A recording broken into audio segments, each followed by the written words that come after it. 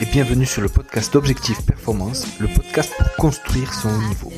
Sur ce podcast, je vais interviewer des kinés du sport, prépa physique, coachs, médecins du sport ou autres qui amènent et accompagnent leurs athlètes au plus haut. Le but de ces épisodes est de vous permettre d'apprendre des meilleurs. Je m'appelle Julien Stouric, je suis kiné physio du sport et préparateur physique et j'ai lancé ce podcast en avril 2020, il y a bientôt 5 ans. À côté de cela, j'ai développé avec mes deux compères Philippe Degache et Alexis Grappin, Physio Perf Club. On vous propose de prendre en charge votre réhabilitation et votre retour au sport en ligne de manière individualisée. Vous trouverez sur Objectif Performance différents formats disponibles sur vos plateformes d'écoute préférées et sur la chaîne YouTube. Le format interview, où j'interviewe des collègues, des passionnés comme vous et moi. On parle de leur parcours, d'où ils viennent, où est-ce qu'ils ont étudié, voyagé, etc. Ensuite, de ce qu'ils font actuellement et de ce que cela peut nous apporter en pratique. Le but est d'en apprendre plus sur les invités, sur leur parcours bien sûr, leur construction, mais aussi leur thématique de recherche pour améliorer vos prises en charge. Il y a ensuite le format article top chrono. C'est des experts qui vont vous résumer des articles qu'ils ont marqués, qui ont fait évoluer leur pratique en moins de 10 minutes. Le but est vraiment que vous repartiez avec de nouvelles connaissances. Je ne vous en dis pas plus pour l'instant sur les autres formats, mais restez connectés sur ma chaîne YouTube pour 2025. Comme vous le savez, depuis maintenant 5 ans, le podcast et tout le contenu créé est gratuit. Les épisodes, interviews, articles top chrono, hors-série, masterclass, tout est absolument gratuit. Cela représente plus de 107 heures de contenu disponible et accessible à tous. Afin de me soutenir et de me permettre de vous proposer du contenu de toujours plus grande qualité, voici ce que vous pouvez faire chacun à votre niveau. En premier, vous pouvez aller sur mon Tipeee et participer directement à la production de ces épisodes moyennant un abonnement. En deuxième, je vous encourage à aller cliquer sur les liens en description des épisodes. Vous retrouverez les sponsors qui me soutiennent et me font confiance. En troisième, bien évidemment, vous pouvez parler du podcast à vos collègues, amis, confrères pour mettre une note 5 étoiles sur votre plateforme d'écoute et un commentaire sympa. Et enfin, je vous encourage aussi à poster sur les réseaux sociaux, notamment Instagram et LinkedIn, c'est là où je suis le plus présent et disponible. Je compte à fond sur vous afin que le podcast perdure. Bonne écoute à tous. Salut Alexandre. Allô Julien, Merci à toi d'avoir accepté ma demande d'interview. c'est un plaisir de toujours pouvoir échanger sur des thématiques novatrices et je pense que c'est toujours enrichissant pour chacun d'entre nous. Donc merci à toi en tout cas et merci à ce que tu fais pour la communauté. Merci, avec plaisir. Est-ce que tu as une première définition de la performance, une définition à toi? Alors une définition à moi, je vais te dire non. Elle est très difficile à donner cette définition de la performance parce que Hem, elle dépend de ton activité évidemment. Bon moi je suis issu du sport collectif, essentiellement du football. Mais bon la performance quand on va sur, on va dire sur un sport individuel, ça va être quoi? Ça va être un chrono, ça va être une médaille, une place, un classement. Alors que en sport co, c'est pas forcément ta place, ton classement de fin de saison, ou le nombre de buts que tu as marqués. Certains peuvent on va définir, on va dire, la performance comme ça, mais c'est un peu plus compliqué étant donné que, par exemple, en football, nous, on a quand même, c'est une activité qui est multifactorielle. On a des échanges avec d'autres joueurs. On a des volontés, selon un projet de jeu, qui est mis en place par le coach. Donc, c'est le coach qui va définir pour moi, le niveau de performance de ces joueurs par rapport, à leur capacité à répondre au plan de jeu, aux attentes que lui il avait mis, en place. Qu'est-ce qu'il demandait à chaque joueur et est-ce que le joueur a répondu exactement à ce que, le coach a voulu? Après il y a des éléments qui sont quand même, également, difficiles, parce qu'on parle de performance. Alors en sport co, pour moi, il y a plusieurs niveaux de performance. Donc tu as la performance individuelle, donc on peut mettre des objectifs aux joueurs. Il y a une performance collective avec les les relations et les interactions avec les autres joueurs, la gestion du match, des aspects aussi, mentaux, comment on va dire, communier avec ses collègues, ça c'est important.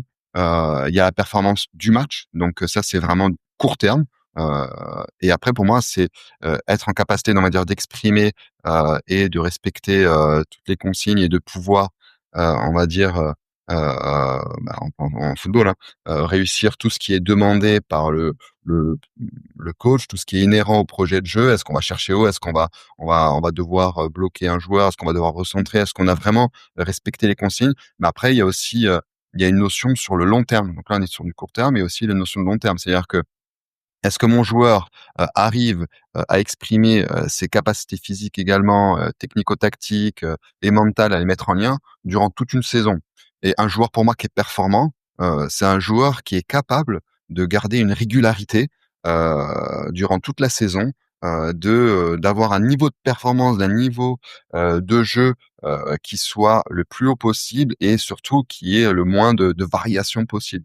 Et pour moi, le niveau de performance en ce sens-là, il est lié aussi à de la fiabilité. Ce sera un joueur fiable. Et je pense que un staff technique a besoin d'avoir des joueurs fiables.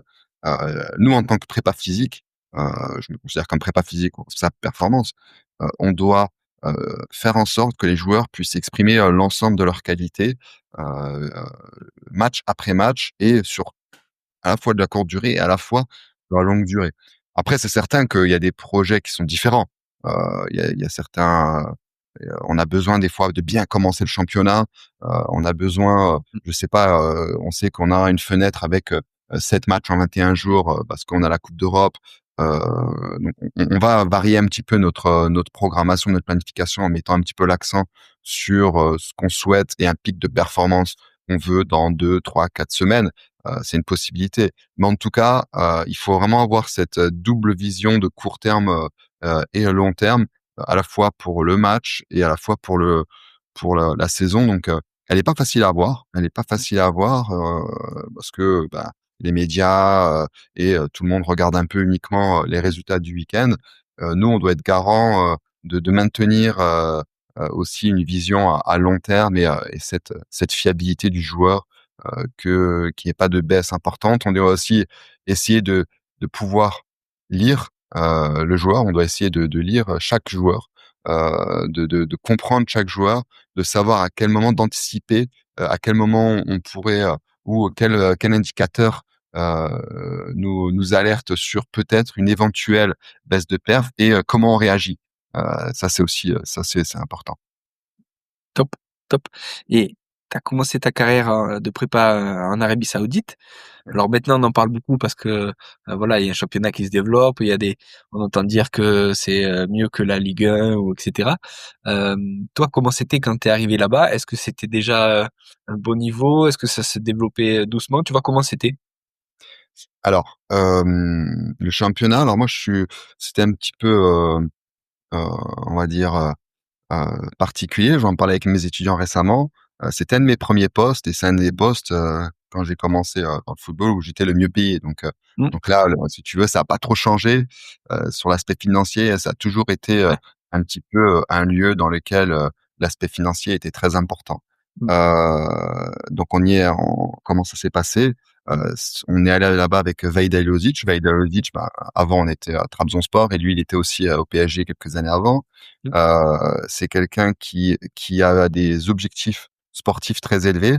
Et quand on est en Arabie Saoudite, Vahid, il a été contacté par Ittihad Jeddah, qui était le Mmh. double champion d'Asie en titre, avec des champions. Donc, c'est quand même Ouais, ce qui se au faisait club. de mieux en Asie, à cette époque-là. Mmh. Donc c'était un projet qui pouvait être intéressant. Tu avais la Champions League asiatique, tu avais la coupe arabe, des champions. La majorité des joueurs, moi je les avais un peu observés à la Coupe du Monde parce que c'était juste avant la Coupe du Monde, après la Coupe du Monde qu'on a pris l'équipe. Donc la majorité des joueurs étaient en sélection d'Arabie Saoudite. Mmh. Donc la Coupe du Monde était en Allemagne, où je les avais observés sur 2 matchs. Euh, En tout cas, il y avait de la qualité. Il y avait de la qualité. C'était une équipe qui était très intéressante. On avait des joueurs de très bonne qualité. Après, tu m'as parlé de Neymar. Bon, ben, écoute, Neymar, il a dit ça pour quand tu lis, je l'ai lu ce matin d'ailleurs, hein. Ouais, il y a Cristiano aussi qui a dit ça. Mais après, quand tu lis Neymar, il a dit que c'était un très bon championnat, la Ligue 1.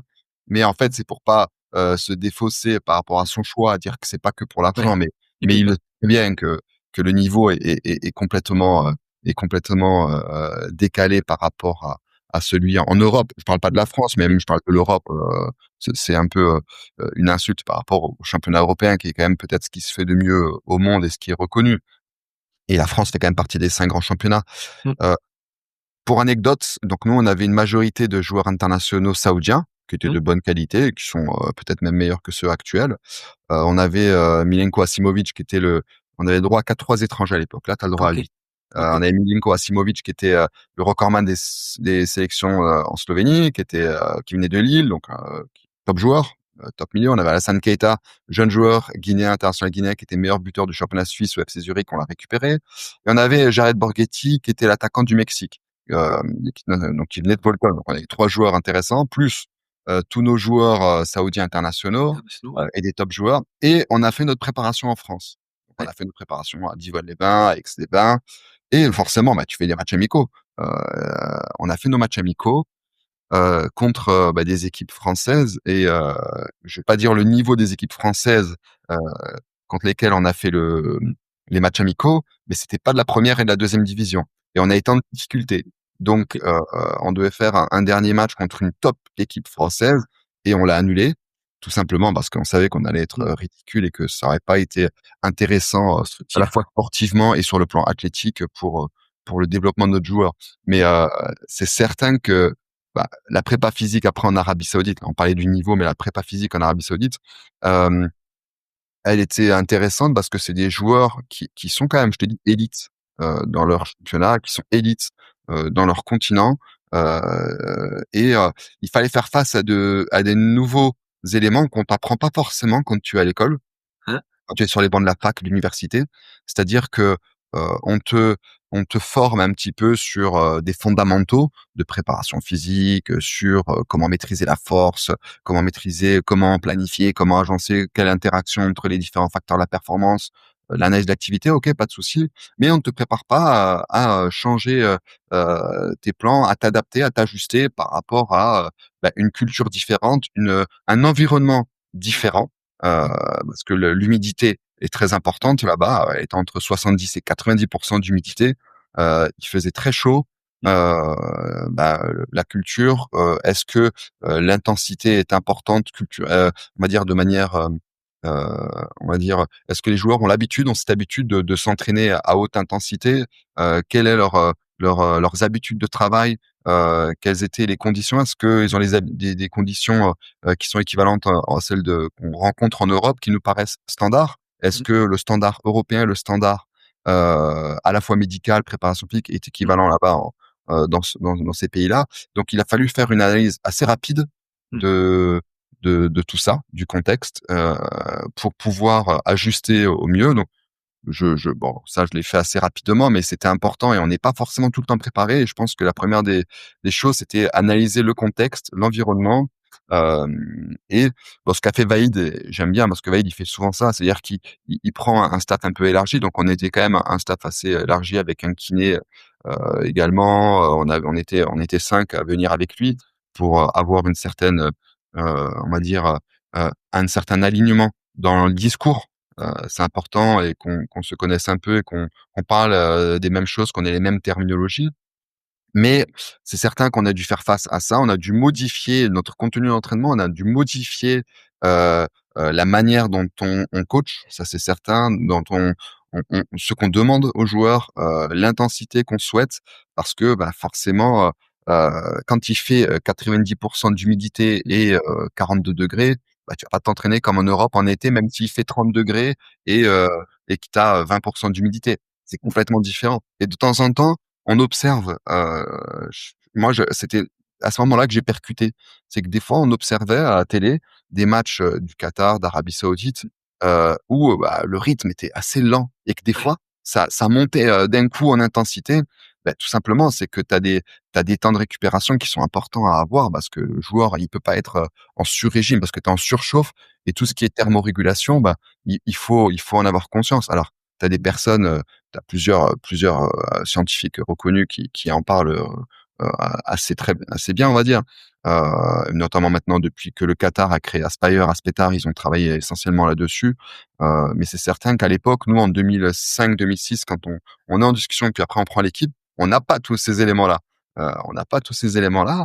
Donc on a ajusté, on a fait un petit peu par rapport à nos éléments. Au lieu de s'entraîner le matin à 10 heures, de faire tout ce qui est préactivation, on s'entraînait super tard le soir. Donc la journée était particulière parce que le mode de vie, là-bas, tu t'entraînes entre 20 heures et 22 heures et tu te couches très tard. Heu Ouais, et donc tu te lèves très tard, alors que ouais, nous, en Europe, ben, en général, à 8h, 7h, on est au taquet, quoi. ouais, Et le matin et là, c'est complètement décalé. Donc le rythme de vie était en décalage par rapport à ce qu'on avait, comme habitude en Europe, mais on a ajusté très vite et voilà, c'était une très, très belle aventure avec des joueurs de très haut niveau. Mais il y a dû avoir un ajustement par rapport à tous ces aspects-là, de conditions environnementales qui étaient assez, importants, notamment au niveau de tout ce qui est thermorégulation, l'humidité, température et ajuster forcément le contenu.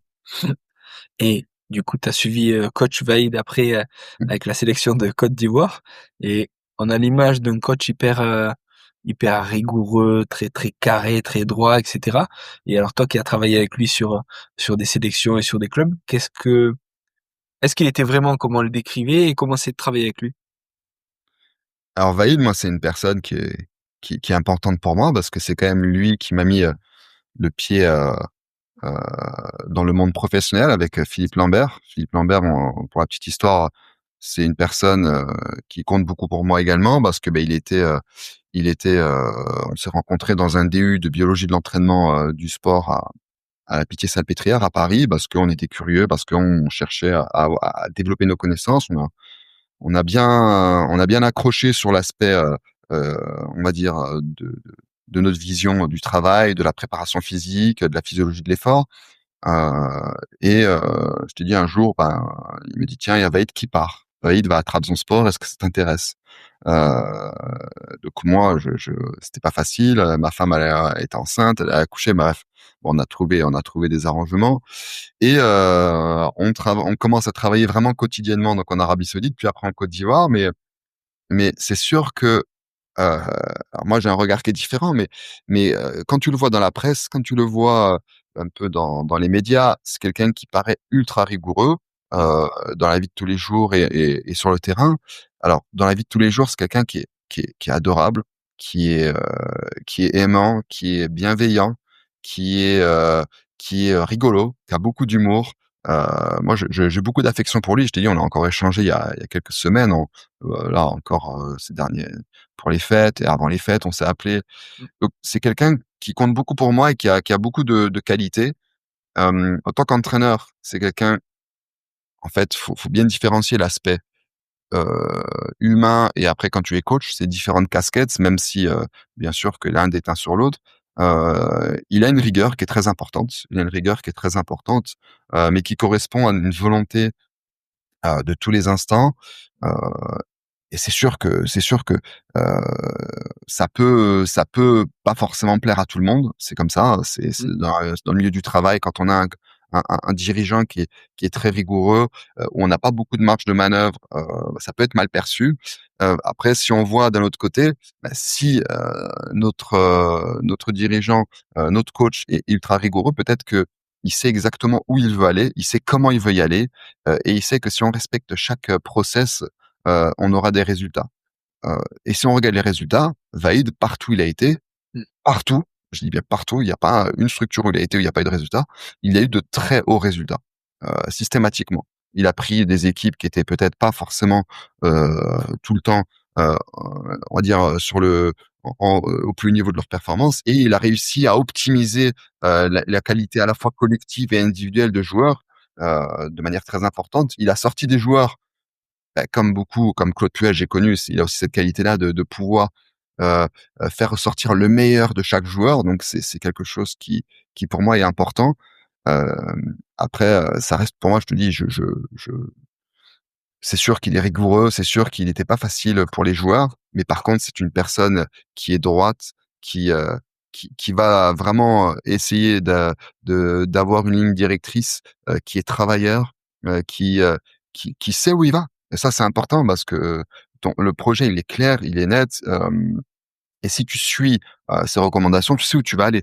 Alors, je dis pas que c'est pas facile, après on peut parler d'écoles de formation des entraîneurs. Il y a plusieurs écoles de formation des entraîneurs et là, aujourd'hui, on en prend un peu, encore plus, conscience de tout ça parce que tu as des entraîneurs qui sont, vraiment, on va dire, imprégnés de tout ce qui est périodisation tactique, Mmh. d'intégration et de réponse, des développements du joueur à travers le jeu, à travers des situations, à travers des animations offensives, défensives. Je pense à Pierre Sage, je pense à Habib Beye, je pense à Bielsa, je pense à De Zerbi. Il y a un paquet d'entraîneurs ou à Rosenor qui est à Strasbourg, juste pour parler en France, mais tu as un paquet de coachs maintenant qui sont formés un petit peu dans cette méthodologie-là, qui est un petit peu novatrice, qui est issue de l'Espagne et du Portugal et qui a fait ses preuves. Et tu as d'autres joueurs qui sont sur une méthodologie, on va dire je veux pas dire à l'ancienne, mais avec des préceptes et un développement qui est un peu plus long, avec des dissociations peut-être de certaines formes d'efforts. Heu, donc voilà, tu peux avoir un peu des chocs de perception et de Mmh. développement. Après chacun a des chemins qui te permettent d'aller à la performance. Là, on revient à la performance individuelle et collective de l'équipe. C'est peut-être pas souvent les mêmes routes, mais par contre, bah, tu peux peut-être avoir, en Ouais, des prenant résultats. différents chemins, avoir le même résultat. Donc il Mmh. faut respecter toutes les méthodes de travail et ce qui est important, me concernant, c'est que, bah, on parle de Vaïd, après il y a eu Claude Puel, j'ai eu Lucien Favre, j'ai eu différents coachs, j'ai eu Jamel Belmadi, j'ai eu là, je suis avec Sébastien Minier, j'ai eu différents coachs avec qui, le plus important pour moi, c'était de répondre, de comprendre son projet de jeu, de comprendre sa méthodologie, sa philosophie. C'est pour ça que j'ai toujours essayé de passer mes diplômes d'entraîneur. Donc, je suis allé jusqu'au BE2, j'ai eu le DES, donc, le coach AUFA, et pour moi, c'est pas, pour devenir coach, même si j'ai déjà été coach dans le passé, mais c'était juste par passion. C'est une passion, hein, d'être coach, mais c'est surtout pour mieux comprendre, les terminologies et la philosophie des coachs et de pouvoir répondre au mieux à ce qu'ils veulent mettre en place et ça, c'est très important. Moi, sur la préparation physique, je vais ajuster, je vais varier, je vais adapter, mes demandes auprès des joueurs selon ce qui est demandé par le coach et l'adapter, de manière instantanée. C'est-à-dire que je suis capable de m'adapter là en 5 minutes, ou d'ajuster sur une saison. Et ça, c'est très important de pouvoir être en capacité, je pense, d'ajuster. C'est une richesse. Je dis pas que je dis pas que, on doit être hyper spécialiste de sa Mmh. discipline, que c'est fondamental. Pour moi, ça l'est. C'est quelque chose qui me paraît fondamental, mais ça ne veut pas dire qu'on peut pas aller, effectuer, on va dire de la préparation physique dans une discipline qui nous correspond pas. Heu, je sais que tu as des collègues comme Aurélien Broussal, ou Morelli qui ont fait plusieurs,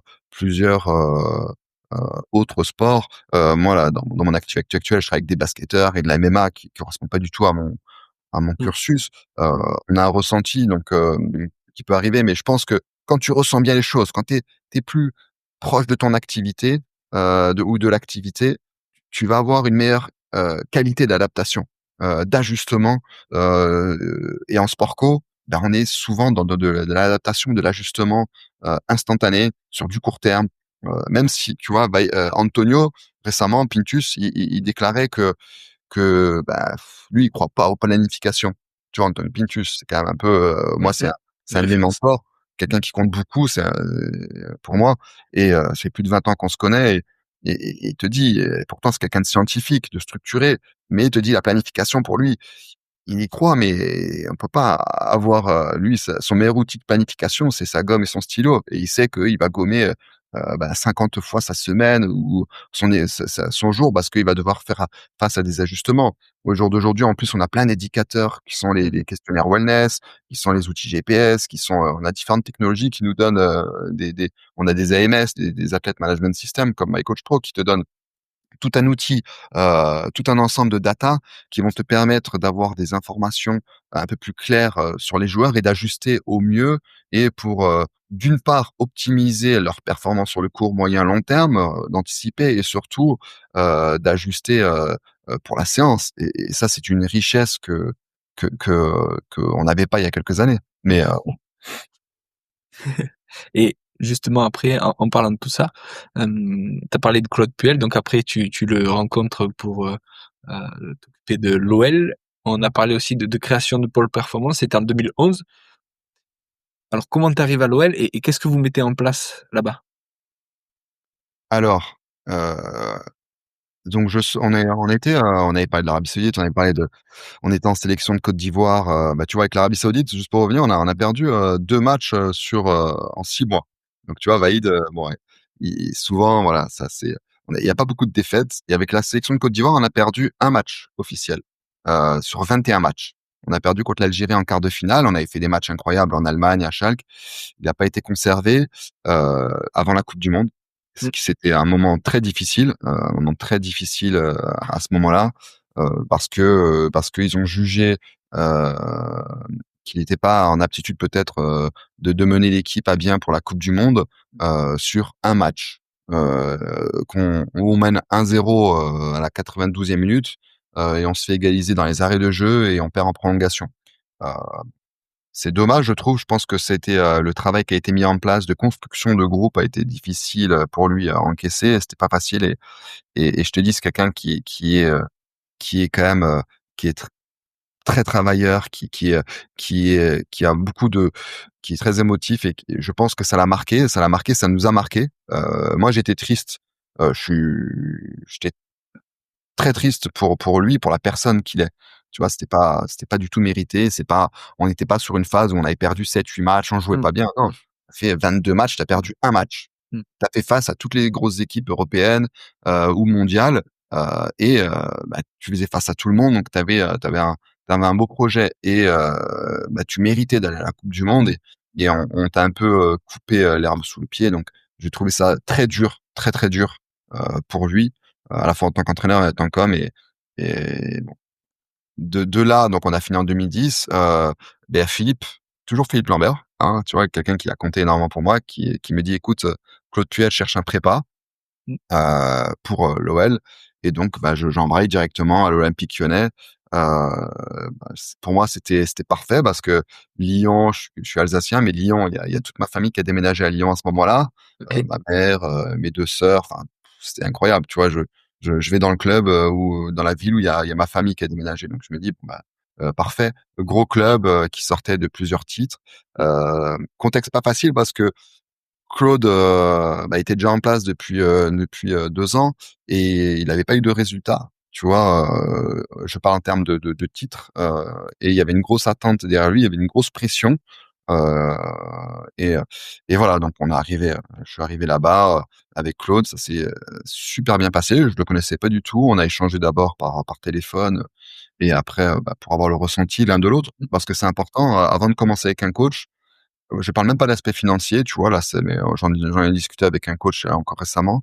Bah, pour moi, ce qui est important avant de commencer un projet, c'est la relation, c'est l'aspect humain. Est-ce que bah, toi, tu ressens bien le coach? Est-ce que lui te ressent? Est-ce qu'on est sur une même philosophie? Est-ce que je peux lui apporter quelque chose par rapport à sa philosophie de jeu? Et si tout match, ben go. Et c'était le cas avec Claude. Mm. Donc ça s'est super bien passé. On a eu de bons résultats. Ce qu'on a mis en place était plutôt intéressant. Et l'Olympique Lyonnais, bon bah c'était vraiment un passage de ma carrière de prépa physique et de on va dire de responsable perf qui était important pour moi dans ma vie aussi hein, humaine. Hein. C'était un moment très très riche. On a créé certaines choses. J'ai découvert des gens ultra compétents sur le plan médical, à la fois à l'intérieur du club et à l'extérieur du club, parce qu'on s'est entouré bah, de Bertrand Sandricotet, d'Éric Noël, de différents médecins et professeurs de renommée internationale maintenant, mais qui à l'époque étaient un petit peu moins connus. Mais voilà, je pense que c'était un environnement extérieur au club qui était aussi très riche et on a réussi à mettre des liens avec des personnes très compétentes et ça a fait progresser le club. Et ce qui est intéressant, c'est qu'aujourd'hui, bah, ce club est toujours attaché aux mêmes personnes, Mm. des structurations où les choses qu'on avait un petit peu mises en place déjà en 2010-2012 en créant ce pôle performant bah, perdurent à la fois chez les garçons et chez les féminines. Euh, donc c'est c'est intéressant et je trouve que tu vois, c'était un club qui était où il y avait tout à faire. Alors attention, je veux pas dire tout à faire, il y avait rien à recréer, hein, mais il y avait plein de choses à faire, il y avait plein de visions différentes à avoir parce que tu pouvais à la fois travailler sur l'aspect, on va dire, du développement des joueurs pros qu'on avait. Mm. Donc moi, voilà, c'était mon quotidien. Mais après, moi, j'ai toujours essayé d'avoir une vision sur l'ensemble du club, de donner un peu une terminologie commune, des trames communes, une cohérence, dire voilà comment je travaille, comment je fonctionne. J'essaye d'échanger avec tous les prépas, des U6 jusqu'au pro, hein, et chez les féminines. Et j'ai découvert, on va dire toute une richesse d'encadrement aussi au sein de l'académie, du centre de formation. J'ai découvert le football féminin à ce moment-là, que je ne Mmh. connaissais pas du tout, et ça m'a ouvert un petit peu, encore un peu plus, mon champ d'analyse et mon état d'esprit, et je pense que c'était une étape importante dans ma construction personnelle, à la fois, heu, jouer à Champions League, c'est toujours intéressant, hein, il y a pas de problème. Jouer au Real, jouer, dans les top clubs européens, c'est pas un problème. Mais je trouve que ce qui a été aussi très enrichissant, c'était cette communion avec les différentes structures du club, à la fois les structures féminines et l'académie, et comment mettre en lien. Et tu vois, Claude, ce qui est important, il avait une vision à moyen et à long terme. Partout où il allait, donc on va parler peut-être après de Nice, je sais pas, mais à Lyon, notre équipe réserve, qu'il avait, avec qui il travaillait, c'était Bruno Genesio, le coach à l'époque. Bah, il faisait venir, de temps en temps certains joueurs, avec nous en pro, il les a intégrés progressivement, mais j'ai envie de te dire, ils sont tous quasi, hein, devenus internationaux. Je pense qu'il y a aucun club en France qui peut se dire qu'il a eu une équipe réserve, qui a été constituée de joueurs exclusivement qui sont devenus internationaux.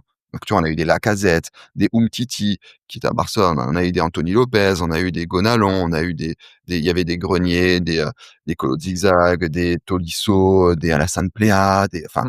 des Belfodil, enfin, il y a eu, même plus, il y a eu tellement de joueurs de niveau, Ouais. très, très, très élevé, et qui ont été amenés aussi après par Claude. Donc, il y a eu la qualité de formation, de recrutement, Gérard Bonneau, le recruteur qui a le bon œil, qui a la bonne sensibilité, évidemment, qui a amené tous ces joueurs-là. Tu as eu chacun des coachs qui, en U17, en U16, en U19, qui ont apporté, tu vois, Armand Garrido, tous les coachs, ont apporté un petit peu cet élément-là. Bruno, très bon formateur, très bon coach également.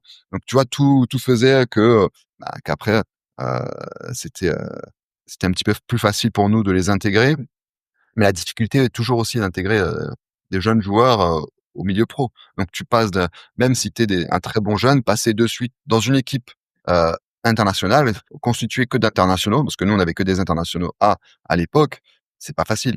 Donc qu'est-ce que toi, en tant que prépa de l'équipe pro, tu mets ou tu demandes à mettre en place, au sein de la réserve, pour que tes joueurs jeunes puissent répondre aux exigences du très haut niveau? Pas, ils sont champions de national 2, c'est les meilleurs jeunes. Mmh. Ils sont dans en U19, en U18, en U20, en espoir, c'est peut-être les meilleurs. Mais comment tu vas faire en sorte qu'eux, ils répondent chacun d'entre eux, aux exigences de la Champions League, du très haut niveau, de gagner des titres. Et je pense que ça a été un petit peu une réussite là-dessus, parce ils sont tous sortis, tu vois, progressivement. Donc je pense que c'est important, et tu vois, on a eu, le même travail qui a été fait avec un peu plus de durée à Nice, tu vois? Parce qu'après on a basculé avec Claude, on est parti à Nice. Moi, ça m'avait un peu surpris, parce que à l'époque, il était en contact avec Bilbao, et avec d'autres clubs, mais il me dit: «Alex, je vais à Nice, est-ce que ça t'intéresse?» Et je me dis: «Punaise, Nice, bah, on a l'Olympique Lyonnais, heu, Nice, ben, Nice, c'est un club qui jouait le maintien». Ouais. Heu, et tu regardes, tu dis: «Punaise». J'ai dit: «OK», moi j'ai donné mon accord humainement avec lui, parce que c'est quelqu'un que j'appréciais énormément aussi, que j'apprécie toujours énormément, bien sûr. Je parle au passé, mais je peux pas parler au passé avec lui. C'est le futur, c'est le présent, c'est le passé, c'est tout, Claude. Je lui dois beaucoup également, et et heu et je lui ai dit: «OK». Moi, comme je te dis, c'est une aventure humaine, donc j'ai dit: «OK». Mais par contre, c'était un peu sadomaso, parce que, beaucoup de risques, et ce qui se passait, c'est que, bah, on a pris l'équipe, donc OK, l'équipe a gagné à Gambardella cette année-là. On était pas encore en place, mais l'équipe a gagné à Gambardella, et bah, l'équipe aussi, les pros, ils se sont maintenus, la dernière journée de championnat, en gagnant où? En gagnant à Lyon. Et bon, ça c'est un petit peu un clin d'œil, mais donc après on va là-bas, et le projet, bah, il est, de j'aime pas dire on va dire de construire, on va dire. heu, on va dire un certain, mettre en place une certaine structuration qui va permettre, à la fois de faire émerger, ressortir des jeunes joueurs comme on a fait, à avec l'Olympique Lyonnais, d'avoir un projet sur un peu plus de durée, sachant que, bah, le club avait besoin, de pas forcément de résultats, mais d'avoir un peu plus de respirer un peu plus, si tu veux, de pas être en apnée tout au long d'une saison. Parce que quand tu joues le maintien, Mmh. j'ai jamais joué le maintien, mais par contre, j'ai ressenti auprès de mes confrères, qui le jouaient, une tension De qui presse, est, ouais. heu, ben, très difficile à vivre. Parce que quand tu joues le maintien, tu mets en danger, la vie d'un club. Mmh. Tu mets en danger, le des personnes qui travaillent au quotidien au club, qui sont peut-être pas avec toi dans l'équipe pro, mais une secrétaire, un intendant, je sais pas moi, l'intendant du centre de formation, un prépa mental, même si c'est un mi-temps ou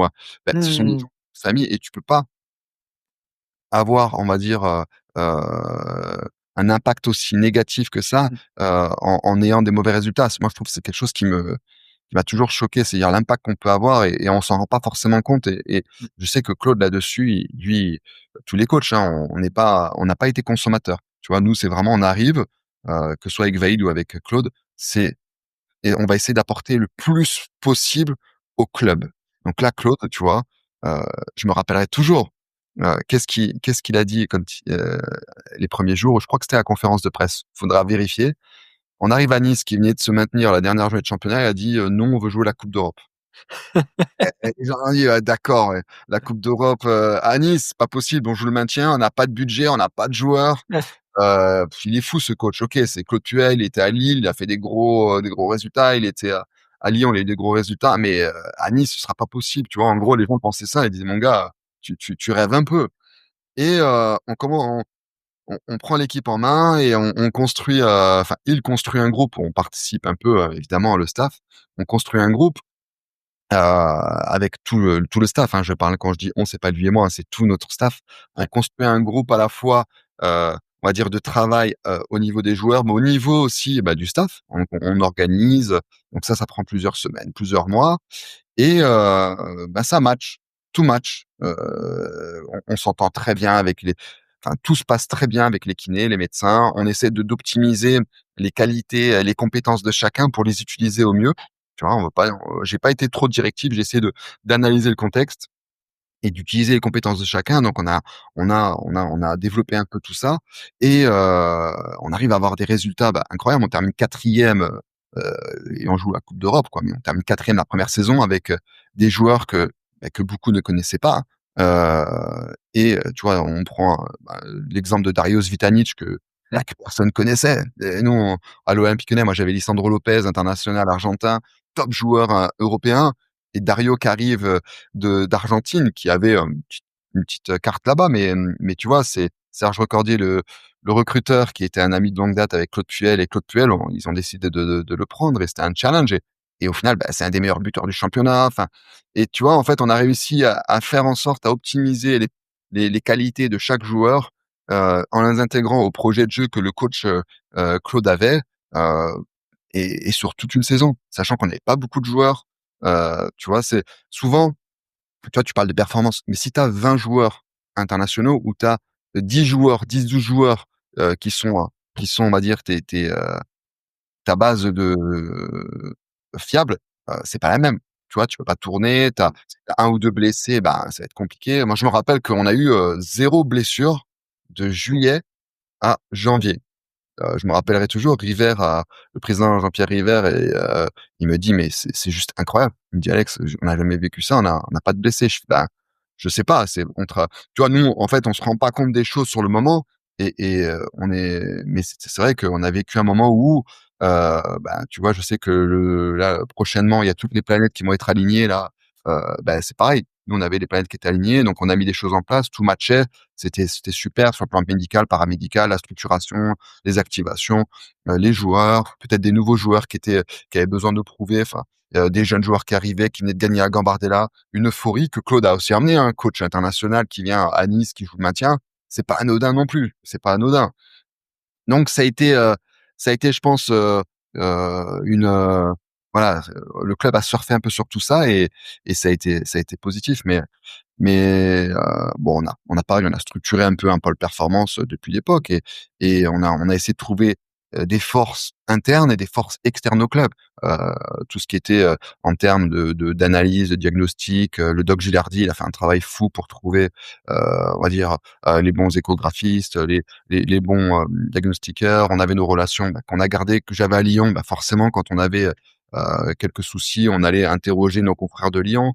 On a toujours été ouvert. On n'a pas été tu vois, en milieu fermé sur soi-même. Non, non, on s'est toujours ouvert à tout le monde. Pour moi, l'important, la qualité aussi d'un prépa physique ou d'un staff ou d'une personne, c'est de dire, de pouvoir dire je ne sais pas, de consulter d'autres personnes où je pense que, mais je suis pas sûr. Qu'est-ce que tu penses? Donc, et j'ai toujours fonctionné comme ça. Les médecins avec qui j'étais, ça s'est toujours bien passé. Et je pense que c'est une force parce que tu vas réussir à aller un peu dans le bon sens et tu prends un peu de recul et les gens t'apportent du recul également. Et on ne sait pas tout et on ne saura jamais tout. On est systématiquement en train d'apprendre. Donc à Lyon, à Nice, on a trouvé un peu cette mentalité-là de personnes qui avaient envie d'apprendre et qui étaient ouvertes, par ces échanges-là. Donc c'était vraiment, ouais, c'était top. C'était vraiment un projet qui paraissait au départ un peu sadomaso en 4 ans avec Claude Puel là-bas, après j'avais fait 2 ans encore avec Lucien Favre, mais en 4 ans, on a fait 2 fois la Coupe d'Europe et surtout on jouait, on a sorti pas mal de jeunes et on jouait très bien. Et tu avais l'identité club qui était forte. Ouais. Et justement, à Nice, tu croises Hatem Ben Arfa, qui reste comme, on va dire, un des plus grands symboles de la génération 87 avec Menez, Benzema et je pense le meilleur d'entre tous, Samir Nasri. C'est mon côté marseillais qui parle. Mais du coup, comment c'était de travailler en tant que prépa physique avec un tel, entre guillemets, un artiste du ballon? Est-ce qu'il était appliqué et il adorait la prépa physique, il voulait en faire toujours plus ou quoi? Ou est-ce que vraiment il fallait, à l'opposé, mettre que du ludique pour lui permettre de faire un peu de prépa? Alors là, ouais, c'est intéressant ce que tu me poses comme question parce que tu en poses 2 indirectement. La première, c'est comment on gère un joueur de très haut niveau peut-être avec un statut. euh, et la deuxième chose, c'est comment on l'intègre aussi au groupe. Je te parlais de projet de jeu et je te parlais de projet individuel. Pour moi, il y a deux choses qui sont différentes. Il y a les projets individuels et les projets de jeu, les projets du groupe, donc projet du club. Athème, il est arrivé avec peut-être de la frustration. Faut pas se voiler la face. Il est arrivé à Nice. Nice, même si on jouait, on a fait des bonnes saisons. On n'était pas l'Olympique Lyonnais, on n'était pas dans le top 3. On correspondait pas à ses qualités intrinsèques qui lui sont reconnues par tous les coachs et tous les joueurs. Donc c'était un petit challenge pour lui. Peut-être qu'il a perçu en discutant avec Claude qu'on allait avoir peut-être cette capacité de lui mettre en place un environnement, qu'il allait avoir un environnement qui corresponde à sa vision des choses et surtout dans lesquels il va s'épanouir. Euh, qui est donc pas forcément intéressé par de l'aspect financier, mais plutôt par l'aspect humain et l'aspect jeu. Et c'est ce qui s'est un petit peu passé, c'est que très vite, pour te raconter un petit peu l'histoire qui était un peu folle au départ, c'est qu'on devait le récupérer en janvier. Alors, je sais pas si tu te rappelles, mais on devait le récupérer en janvier. On avait même fait une photo de présentation et au final, c'était pas possible. C'était pas possible pour la simple et bonne raison que il avait déjà joué dans 2 clubs. Il avait joué Mmh. à Newcastle, il avait Ouais, joué à Hull City. ouais, Et donc en fait, tu peux pas avoir une troisième licence dans un club. de la même manière. Donc présentation janvier, avorté et au final, il se retrouve donc 6 mois sans club. 6 mois sans club, mais ne pouvant jouer nulle part. Donc, ce qui s'est passé, c'est que pendant 6 mois, on a eu des échanges quotidiens ensemble, un développement ensemble. Donc, on a commencé à travailler ensemble. Et ça, je te dis, j'ai essayé de répondre un petit peu à sa manière de fonctionner, à sa manière de penser et à ses qualités. Donc, on a réussi à mettre des choses en place pendant 6 mois pour le maintenir en forme et faire en sorte que au mois de juin, il arrive avec nous en préparation. Déjà, on aura déjà eu 6 mois de vécu, de connaissances. Et le discours que j'ai eu, moi, avec lui, il était très simple. C'est à thème, et j'ai eu le même discours avec d'autres joueurs. Avec d'autres joueurs, je l'ai eu avec Mario Balotelli, avec d'autres joueurs. Heu, Mon discours était très simple, heu je suis pas le seul à avoir ce discours, hein, mais moi, c'est le mien en tout cas. C'est si tu veux exprimer, tes qualités de footballeur, bah, il faut que physiquement, tu sois, le plus en forme, heu, tout au long de la saison, bah, il y a la notion de travail qui est important. Tout passe par le travail. Moi, je crois beaucoup au travail je pense qu'on peut y arriver.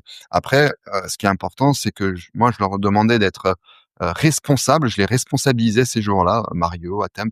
J'essayais de les responsabiliser sur, l'importance de la préparation physique, pour l'expression de leur qualité et ça, c'était, je pense, quelque chose qui était important parce que je leur parlais après football. Je leur disais comment tel et tel exercice va permettre, heu, de, leur faire, gagner en tonicité dans leur changement de direction par rapport au dribble, par rapport à la répétition des efforts, d'être avant le joueur, de passer l'épaule. Voilà, je leur parlais football. Donc ça, c'était important, de pouvoir mettre le lien entre les 2 d'avoir, le bon dialogue. Et très vite, donc moi, je lui demandais de toujours être en avant. C'est-à-dire que quand je faisais des exercices où il y avait la majorité des joueurs ou, une partie des mini-groupes, je leur demandais d'être leader. Mais ça, je leur demandais avant. C'était mon discours, voilà: «À thème Mario, je te demande d'être un leader, d'être responsable, bah, si tu as un joueur qui, entre guillemets, n'a pas cette étiquette d'amour, on va dire, pour la préparation physique et qui, au contraire, travaille, bah, ça va être un leader positif. Mmh. Tu vois, les Ouais, Zlatan Ibrahimovic et Cristiano Ronaldo, ils vont te tirer l'équipe et eux, ils nous ont tiré l'équipe là-dessus parce qu'ils étaient, heu, travailleurs. À thème, j'ai eu zéro problème. Mario, j'ai eu zéro problème, on n'a pas eu de problème. Ça a travaillé. Le discours, alors peut-être que c'est notre discours qui leur plaisait, mais le lien de la prépa physique avec le jeu, il était très, très lié. Si tu veux, avec Claude, c'était assez facile.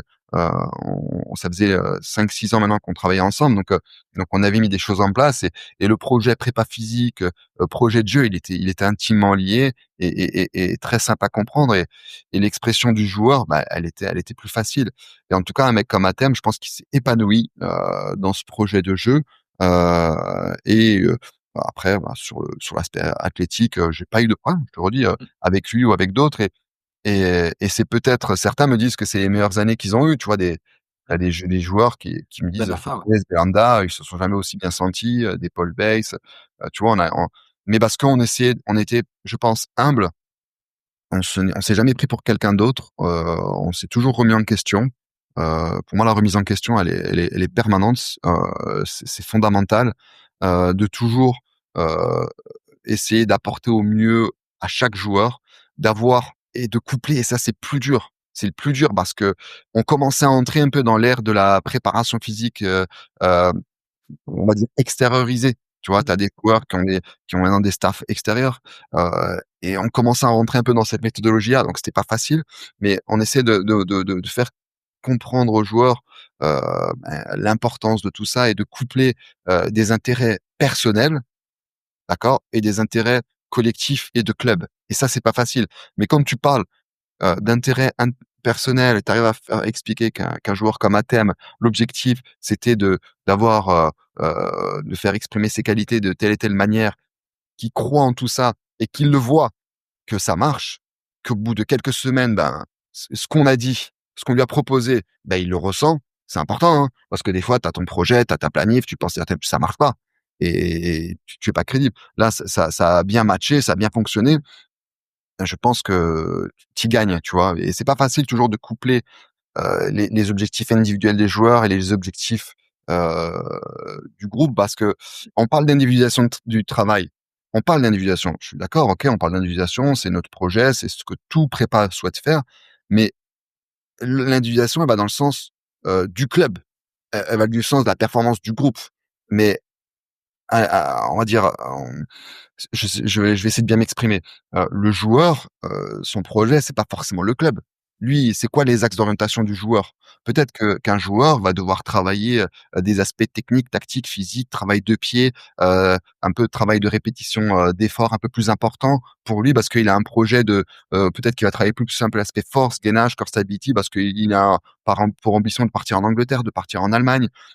Au contraire, il veut travailler en Espagne, peut-être qu'on va plus travailler sa prise d'info, l'aspect cognitif. Enfin, chacun a des axes d'orientation et c'est là que c'est un petit peu ambivalent et difficile, tu vois, à avoir un peu cette double, vision, que le joueur a. C'est-à-dire que tu dois rentrer dans sa vision interne et propre à lui avec son projet de carrière et l'intégrer et le faire matcher, m'aligner avec ton projet du club.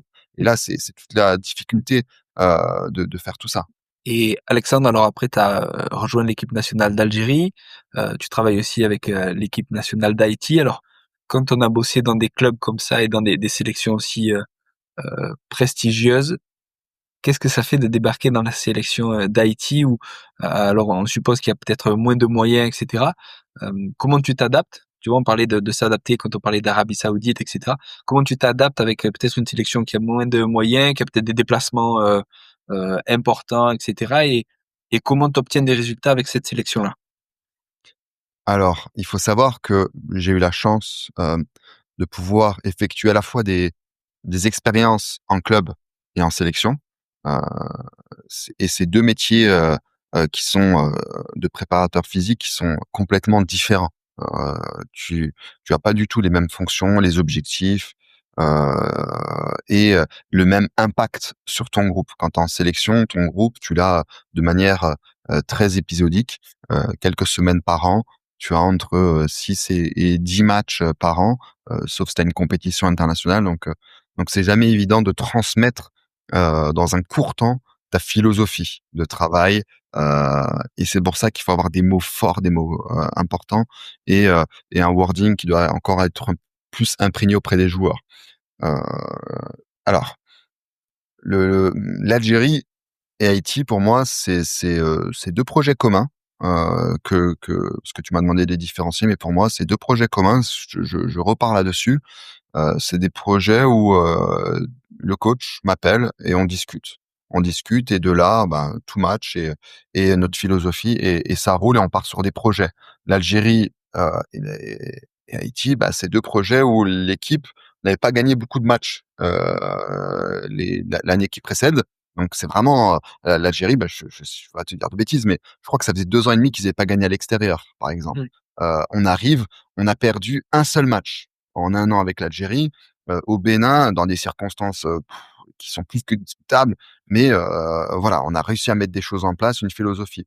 Haïti, alors on avait des moyens en Algérie, c'est sûr, hein, tu as des moyens un peu plus importants, mais par exemple, on n'avait pas de GPS et je sais Et que ça a surpris du monde et moi j'ai pas insisté pour en avoir et ça a surpris du monde, heu et ils m'ont dit: «Mais comment il fait?» Enfin je c'est pas un vrai scientifique ou c'est pas alors que tout le monde, à cette époque-là disait: «Mais il faut avoir des GPS». Bien, on a eu un problème avec les GPS qui étaient en cours. On n'avait pas trouvé, enfin, il nous manquait des éléments et je leur ai dit: «Vous inquiétez pas, sans GPS, ça va le faire» et je sais que, bah, certaines personnes m'ont dit: «Bah, c'est pas possible» et en fait, tu sais, durant ma thèse, que j'ai fait entre 2005 et 2008 ou toutes mes études ou on va dire mes recherches scientifiques, je me suis toujours orienté sur comment, les jeux réduits ou les animations ou ce que demandent les coachs avec ballon, peuvent être développés, ou développent nos qualités athlétiques et si tu veux, j'ai fait beaucoup d'articles sur, l'impact athlétique de l'utilisation des jeux réduits, en variant, différentes consignes, différentes règles, la densité, en variant, la taille du terrain. Tu mets des gardiens, pas de gardiens, des petits buts, des grands buts, tu mets de la profondeur, plus de voilà, tu cherches, tu limites un nombre de touches de balle. Donc on a testé tout ça, et si tu veux, quand moi le coach, il me dit: «Tiens, on va faire, un 8 contre 8, j'aimerais faire ça aujourd'hui avec, gardien, sur telle et telle distance», j'ai exactement les alertes ouais, de ce que ça c'est le représente en travail. termes Ouais. d'implication athlétique et je sais que, bah, certaines personnes n'ont pas compris. Ils disent: «C'est pas possible», mais pour avoir mangé des données GPS, pendant plus de 10 ans, pendant plus de 10 ans, tu vois, j'en ai mangé, mais en les liant à tout, Mmh. mais je dis bien tout parce que je suis un peu reconnu internationalement là-dessus, sur justement l'analyse des jeux réduits et les implications athlétiques. j'arrive à lire facilement tout ça. Et tu vois, là, récemment, c'est vrai que, avec un joueur, je m'occupais de Gelson Martins qui était à Monaco et en relation avec le club de Monaco, heu, voilà, je leur disais un petit peu, la séance que j'allais faire et le métrique que ça va occasionner. Mais j'avais pas de GPS. Eux, ils me donnaient le GPS du joueur, du club et ils me faisaient le retour le lendemain et à 50 mètres près, j'y étais. Tu vois? J'allais leur dire: «On va faire telle et telle séance, ça correspond à entre 3002 et 3003», sachant qu'il y avait beaucoup de travail avec ballon, hein. Et donc je suis content parce que je me dis qu'au final, tout le travail que j'ai effectué m'a permis d'avoir une lisibilité sur le rendu et l'implication athlétique de, heu, on va dire une grande majorité de contenus technico-tactiques et ça, c'est difficile, mais ça m'a permis d'avoir, une facilité d'expression et de travailler peut-être de m'adapter à toute situation. Et en Haïti, bah, forcément, on n'a pas encore de GPS, mais on va en avoir parce qu'on est sous si tu veux, c'est la FIFA qui gère la fédération haïtienne. Donc, on n'arrive pas en terrain inconnu, hein. C'est une structuration qui est forte. Donc, c'est la FIFA qui gère, donc tu es quand même protégé. On joue, on va dire contre des bonnes équipes. Là, tu vois, on est invaincu. On a fait tous les records de victoires consécutives sur une saison. On a 9 matchs, 8 victoires, 1 nul. Enfin, record de buts marqués en une saison, en une année civile, record de buts encaissés sur une année civile. Enfin, tu vois, sans GPS, sans outils forts. Tu vois, on n'a pas. Par contre, moi, je crois fort au travail. Je crois fort au fait que si le staff il est ensemble, il parle le même langage, qu'il y a pas d'intervalle qui se crée, qu'on est dans le même discours, qu'on est liés. On n'est pas forcément, attention, hein, quand je dis qu'on est liés, qu'on a le même discours, ça ne veut pas dire qu'on est toujours d'accord, hein. Moi, ça m'est arrivé plein de fois, avec Claude de pas être d'accord, avec Veid de pas être d'accord, avec Lucien Favre de pas être d'accord, avec Sébastien Mignet ou Jamel Belmadi de pas être d'accord. Mais tu donnes les alertes, tu donnes les infos, le coach, bah, il a encore, 1 milliard d'informations et c'est lui qui prend la décision et derrière, on roule ensemble et ça fonce et on roule. C'est tout. On accepte. Mais tu vois, pour moi, la cohésion, elle est plus importante et je trouve que, la cohésion du staff, va primer va te donner un peu, va impulser des résultats et c'est très important. Et d'ailleurs, tu as beaucoup de coachs, qui partent, qui intègrent à chaque fois leur staff, heu, où qu'ils soient, parce qu'ils veulent avoir cette cohésion, et gagner du temps sur, la méthodologie de travail. Maintenant, c'est vrai que c'est une culture qui est aussi différente à Haïti parce que tu es dans les Caraïbes, l'humidité également, tu joues sur des terrains synthétiques, heu, Ouais, c'est ça, le ouais. voyage est long, le retour est pas facile pour les joueurs aussi en club. Donc toi, tu essaies de faire en sorte qu'il y a des résultats, avec la sélection, donc d'encaisser, on va dire le long voyage, d'encaisser le changement de climat, d'encaisser le changement de type de terrain qui a un impact sur le plan physiologique, tendineux et donc tu essaies de répondre. On a dû ajuster, on a ajusté. Heu, on n'a pas eu de blessures. On a eu 2 blessures en 9 matchs, en 5 rassemblements, si je dis pas de bêtises. C'est pas beaucoup par rapport au stress occasionné. On Mmh. s'est fait le bilan. Je t'ai dit, enfin, changement de climat, tu as des vols qui peuvent être entre 7 heures et 12 heures. Heu terrain synthétique, très dur, mais d'ancienne génération, pas nouvelle Mmh. génération.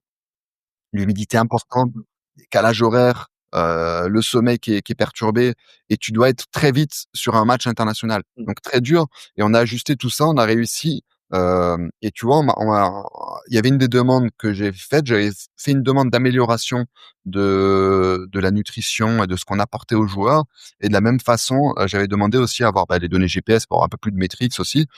J'avais besoin un petit peu d'avoir ces éléments-là et on m'a pas accepté les 2. On m'a demandé on m'a donné un budget. Je dis: «Bah, écoutez, au lieu de prendre les métriques, je vais plutôt prendre la nutrition» et on y a gagné là-dessus. Heu, donc on a optimisé tout ça et je pense que c'est important. Il faut faire des choix. Notre carrière, notre métier est fait de choix. On fait pas toujours ce qu'on veut, mais par contre, on doit essayer, de faire en sorte qu'on ait une sorte une adaptation, un ajustement qui soit la plus cohérente possible et c'est ça le plus difficile. Heu, on n'est jamais à, heu, on c'est un métier dans le football qui est frustrant en préparateur physique parce qu'on peut pas faire exactement ce qu'on souhaite quand on le souhaite. Malheureusement, c'est comme ça. Il faut l'accepter. Par contre, on essaie de faire en sorte que tout coordonne bien et tout se marie bien. Mmh, top. Alexandre, tu bosses maintenant sur No Pain No Gain Academy où tu prends en charge des sportifs d'élite. En quoi ça consiste? Avec qui tu travailles? Est-ce que tu travailles avec des kinés? Est-ce que tu travailles avec d'autres prépas, avec des médecins, avec des coachs? Avec qui tu travailles et comment tu travailles? Alors, après l'Algérie, enfin, j'étais encore sous contrat, il me restait 3 ans de contrat, quand on a gagné la CAN. J'ai décidé d'arrêter pour des raisons familiales. Pour moi, la famille passera toujours avant tout. Ça faisait quand même un moment que j'étais sur les terrains, pas de vacances. La métier de préparateur physique, souvent, à haut niveau, les gens, le rêvent, mais c'est pas facile au quotidien parce que, bah, pendant les vacances, bah, tu pas vraiment de vacances. Tu as toujours des joueurs à gérer, tu tes et les vacances, c'est au mois de juin, donc tu es décalé par rapport à tout le monde. Donc au final, à Noël, c'est pareil, bah, tu les 2 semaines, bah, tu pas vraiment présent. Tu as 5 jours et 5 jours, tu penses déjà à ta reprise, même si tu as tout préparé, tu as toujours des choses à ajuster. Donc c'est difficile et j'avais besoin de couper j'ai un de mes anciens grands joueurs qui m'appelle, qui me demande de prendre en charge, un joueur, parce qu'il se blessait souvent et de là a émergé l'idée un petit peu d'avoir une prise en charge individuelle de joueurs, tout en respectant et j'insiste là-dessus, donc maintenant c'est ce que je fais depuis 5 ans. Donc je fais de la prise en charge de joueurs individuels, mais en respectant ce qui est fait, en club et j'essaie d'être systématiquement en relation avec les clubs. Donc je travaille avec pas mal de joueurs en France ou à l'étranger, mais on essaie toujours ma méthodologie de travail, elle est première chose, profilage, analyse du contexte et analyse du profil du joueur. Technique, tactique, physique, médicale.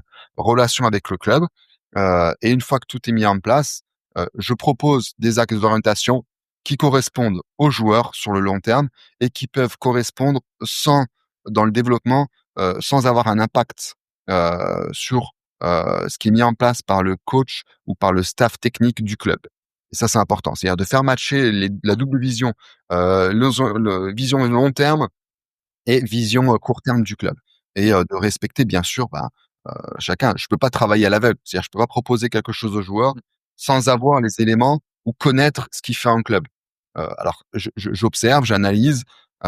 Certains clubs peut-être voilà, ils savent pas que je suis en train de regarder systématiquement leur contenu d'entraînement ou les vidéos autres, mais j'ai les éléments et derrière, ça me permet de mieux orienter le travail. Et ça, c'est fondamental. Ça, c'est la première des choses.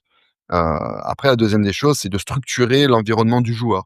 Peut-être l'orienter vers une nutritionniste parce que, plein de joueurs, là, je parlais avec Gladys, une collègue à moi qui est nutritionniste, comment on pouvait travailler avec nos joueurs, comment structurer, son environnement pour optimiser ses performances. Donc moi, je vais essayer de l'aider.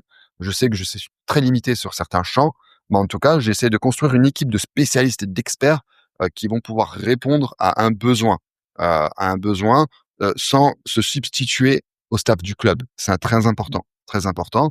Donc, on a des compétences, médicales, paramédicales, des kinés, des ostéos, des personnes qui sont, des chirurgiens, nutritionnistes, podologues, des orthoptistes. Enfin, on a tout un champ, de métiers avec qui, je collabore maintenant, que j'ai analysé, qui sont du très haut niveau et pour le très haut niveau et qui sont dans le respect. Donc il y a à la fois cette notion de très haute compétence, mais également de respect humain et de relations humaines. Ça veut dire que ces personnes-là, elles veulent pas se mettre en avant, veulent pas, ne recherchent pas la reconnaissance. Eux, ce qu'ils cherchent, c'est juste le développement du joueur et ça, c'est important pour moi aussi, d'avoir, cette recherche-là, de vouloir développer, le joueur sur le long terme et de pouvoir analyser. Chacun apporte humblement, heu, on va dire sa pierre à l'édifice, sachant que, le joueur, il a un passé. Tu vois, on pourra jamais, s'approprier, la victoire d'un joueur, c'est pas possible, ou la performance d'un joueur. Il a tout son pas il a eu plein d'entraîneurs, plein de coachs, plein de prépas, bons, mauvais, moyens, tout peut se discuter. Nous, on essaye de participer au processus de développement, mais il a tout un environnement qui est autour de lui moi, pour moi, ce qui est important, c'est que, dans mon activité actuelle, c'est ça, c'est de participer au développement du joueur, l'aider à avoir une vision un peu plus, lointaine et structurer sa performance après je suis aussi consultant pour différentes sélections et clubs, mais l'idée est un petit peu là et tu vois, je travaille avec le football, mais je travaille avec d'autres disciplines, avec le basket, la MMA, le golf, le tennis, tout ça j'ai toujours fonctionné comme ça. Mes premiers stages que j'ai effectués quand j'étais à la fac en master, bah, je les ai effectués au volley, dans un club de très haut niveau, au rugby avec Frédéric Aubert. Je les ai fait dans des centres de réadaptation, de rééducation. J'ai essayé de comprendre, de m'inspirer de différents métiers, de différents confrères qui ont pas la même formation que nous, et ça m'a apporté énormément. Et systématiquement, tu vois, j'essaie de voir ce qui est fait dans d'autres structures, d'autres clubs. Euh, Maintenant, avec les réseaux, bah, on a accès à plein d'éléments, et c'est une richesse d'échanger systématiquement. Et moi, je m'inspire beaucoup de tout le monde, et je pense qu'il y a toujours des choses à prendre, de l'intégrer à sa philosophie, à sa sensibilité, mais de s'ouvrir au monde et aux personnes, à tous les sports, à tous les niveaux. Tu vois, bah, souvent on parle que de très haut niveau avec des joueurs, mais non, mais des fois des exercices qu'on va faire chez des jeunes, chez des U6, des U10, bah, c'est intéressant, hein, pour les sports. Enfin, moi, je regarde vraiment partout, et j'ai toujours essayé aussi de comprendre le médical, le paramédical. Tu vois, j'ai essayé de faire des formations pour, pareil, mieux comprendre un peu. Ben, voilà, quand on parle de tel et tel type de blessure, qu'est-ce que ça peut occasionner, comment d'avoir le même wording le médecin, que le kiné, de comprendre, de mettre en place, on va dire, une stratégie qui soit cohérente entre nous, et d'avoir une meilleure lisibilité. Et c'est toujours ça, ça part toujours de ce sentiment-là d'avoir la meilleure cohérence possible. Top, top. Alexandre, tu as participé et tu as écrit aussi de nombreux livres et d'articles scientifiques. Tu es aussi formateur à la fac. Qu'est-ce que qu'est-ce que ça t'apporte de transmettre ça? Et tu vois quelle différence et quel, plaisir tu éprouves, par exemple, entre, présenter un cours à la fac et écrire un livre? Bah, ça joue, enfin, ta question, elle joint un petit peu ma réponse d'avant. C'est-à-dire que, heu, rechercher, de on va dire, des nouveaux leviers de développement, d'adaptation. Donc je l'ai fait, sur d'autres sports, mais pour moi, être à la fac et écrire des livres, c'est systématiquement une remise en question, garder du recul, voir tout ce qui se fait, tout ce qui est nouveau, de toujours être à jour, de faire du benchmarking sur les technologies, les nouvelles méthodologies de travail, les nouvelles avancées, heu et ça m'oblige à toujours être, en connaissance de ce qui se fait, de ce qui est nouveau, et de je suis toujours en recherche permanente, si tu veux, de développement, de connaissances. J'ai toujours été, très friand de livres, et c'est sûr que bon, j'en ai écrit un paquet maintenant, je m'en rends compte que j'en ai écrit un peu plus de 12, donc c'est un peu fou, et c'est même trop d'ailleurs, parce que je me dis mais c'est chaque fois des thématiques différentes. Mais mais pour moi, je pars du principe que, comme dans la recherche scientifique, ça veut dire, tu fais des analyses, et ben, j'ai envie de le partager. Donc, quand tu fais des articles scientifiques, j'en ai écrit un peu plus de 90, l'objectif, c'est de partager. Partager, ce que tu as trouvé au monde, et peut-être, bah, tu vois, les jeux réduits, je sais que ça a beaucoup été utilisé. Beaucoup de coachs, pros, pas forcément scientifiques, bah, ils ont utilisé un petit peu certains de mes articles indirectement, sans savoir peut-être même des fois, pour l'utilisation, bah, d'un 5-5, d'un 4-4, d'un 8-8, ou pour créer de la périodisation tactique. Des fois, ils s'en rendent pas compte, mais quand on fait de la périodisation tactique, on a eu, une utilisation, inhérente à certains de mes articles et mes ouvrages, c'est pareil. Tu vois? Quand j'ai arrêté, la sélection d'Algérie, je me suis dit: «Bon, je suis peut-être pas encore assez bon, sur la gestion de charge», qui était un petit peu novatrice, sur les stratégies de récupération. Vas-y, je me fais une mise à jour, et donc j'ai pris tout ce qui existait dans toutes les langues, anglais, espagnol, italien, scientifique, pas scientifique, et j'ai essayé de tout rassembler, et après, bah, forcément, je le propose, à tous mes confrères. Et tu sais très bien, quand tu es auteur de livres, tu gagnes rien du tout. Tu gagnes aux cacahuètes. C'est pas, je m'enrichis pas du tout là-dessus. Vraiment, moi, l'objectif, c'est de partager. C'est de partager, de dire: «Voilà ce que j'ai trouvé», bah, je donne à tout le monde. Par contre, la difficulté, c'est que, bah, tu vois, là, mon dernier ouvrage que j'ai fait là sur, la prévention des blessures du sportif, bah, je suis déjà sur mon tome 2 moi. C'est-à-dire que j'ai déjà, plein de choses à changer, à modifier, à rectifier, parce que, ben, en 2 ans, Ça a changé, ouais. tout a changé. Même si j'ai pris 6 ans à l'écrire, mais il y a tout qui change, tu vois? Il y a plein de choses. Il y a des bouquins, et en fait, ça évolue, et moi, si tu veux, l'objectif, c'est toujours de les faire évoluer, d'apporter, les nouveautés, les dernières, et ce sera jamais parfait. Par contre, on essaie d'améliorer systématiquement, et je suis à l'écoute. Moi, j'aime bien les données, dire: «Voilà, qu'est-ce que tu en penses?» Et bah, si je me trompe, bah, je suis comme, ça, c'est important. Mais en tout cas, ça me permet de garder l'humilité et le partage. Et tu vois, quand je suis avec les étudiants, j'adore, parce que, tu vois, je suis, essentiellement les masters de Lyon, mais on échange en permanence.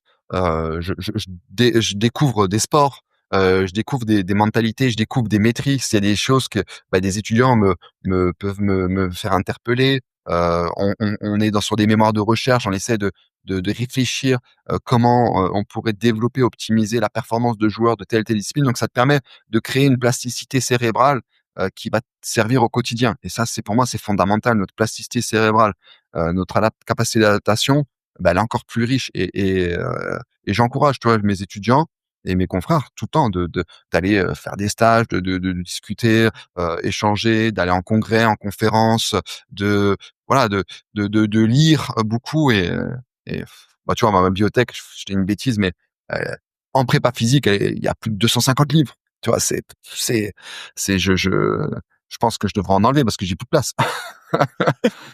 Faut que tu en donnes ou que tu en vendes. Ah ouais, mais bon, non, mais c'est important, tu vois? Et moi, je te dis je lis énormément, donc j'aime bien, je prends tout ce qui se fait en Espagne, en Italie, parce que des fois les livres sont pas traduits, mais j'ai fait les efforts, en anglais, les actes de congrès.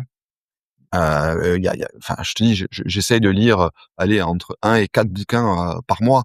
Je me l'oblige et j'en ai un paquet. Donc mais ça va de la prépa physique, ça va sur des éléments spécifiques de développement, de force, utilisation des kettlebells, au développement, enfin la prise en charge d'une pathologie, d'un aspect médical, paramédical, sur, des éléments juste de la gestion du joueur. Enfin voilà, c'est très, très large, ouais, très pointu sur la physiologie, sur, des indicateurs de charge interne, comment les utiliser, sur la nutrition, heu, sans pour autant me prétendre, physiologiste ou Mmh. nutritionniste, mais j'essaie de comprendre. C'est-à-dire que, tu vois, avec Gladys, on a eu une discussion là cette semaine, j'essaie d'avoir les éléments pour mieux la comprendre. Je ne suis pas spécialiste, mais c'est important que le discours il soit, je pense, le plus cohérent possible et le plus constructif à ce moment-là possible. Top, top. Alexandre, alors pour ceux qui sont intéressés pour, connaître tes mentors et tes livres favoris, je le mettrai dans la description. Est-ce que tu peux nous dire aussi qu'on peut te joindre? Est-ce qu'il y a un réseau social ou des réseaux sociaux que tu utilises le plus et où on peut te joindre? Oui, alors moi je suis, sur Instagram, il y a mon compte sur Instagram, Alexandre Delal et sur mon mail alexandredelal@gmail.com, il y a pas de souci. Ça c'est, je suis assez ouvert et j'essaie de répondre au mieux et je pense qu'on parlait de partage, de la même façon, j'essaie de répondre systématiquement aux personnes.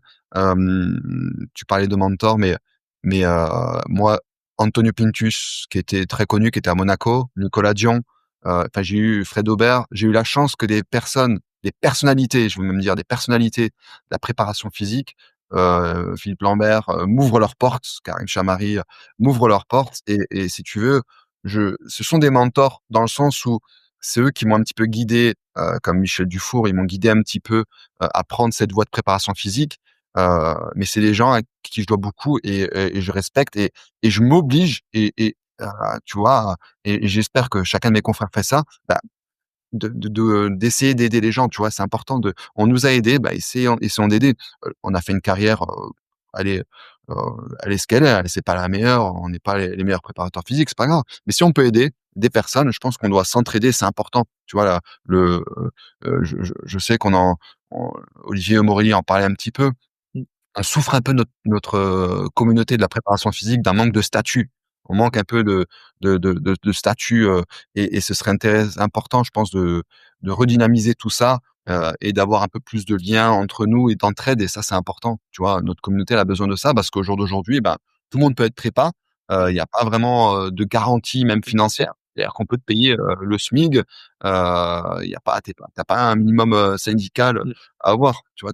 On n'a pas une légitimité importante pour l'instant et la reconnaissance est pas assez forte et je pense que il est important d'aller un peu dans cette voie-là et de continuer à s'entraider, qu'on soit à très haut niveau ou pas, parce que on arrive à très haut niveau, on Mmh.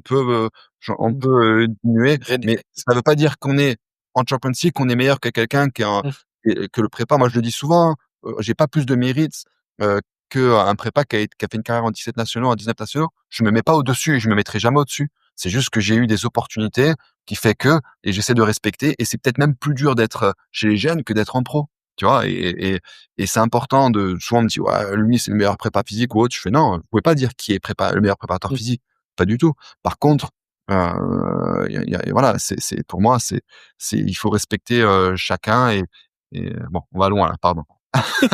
T'inquiète pas, Ouais, c'est la même philosophie. t'inquiète pas. Alexandre, merci beaucoup. Bah, merci à toi, c'est cool et c'est toujours intéressant, je pense, de partager, d'avoir un peu de recul et d'analyse, sur soi-même, sur ce qu'on a apporté. Alors, on n'est pas allé dans le détail, je pense qu'on aurait pu aller un peu dans le détail sur la gestion de charge, stratégie de Ouais, récupération ou autre, mais ce sera peut-être l'occasion d'un autre podcast. ouais, avec plaisir, avec plaisir. Merci beaucoup. Merci à toi. À À plus. bientôt. Ciao, ciao. Voilà. Merci d'être allé au bout de cet épisode. J'espère que vous êtes régalé autant que moi. Si vous voulez m'aider, le mieux est de partager cet épisode au plus grand nombre. Parlez-en autour de vous. Débriefez-le avec vos collègues en live ou sur les réseaux. Qu'en avez-vous retenu? En quoi cet épisode peut vous aider à construire votre haut niveau?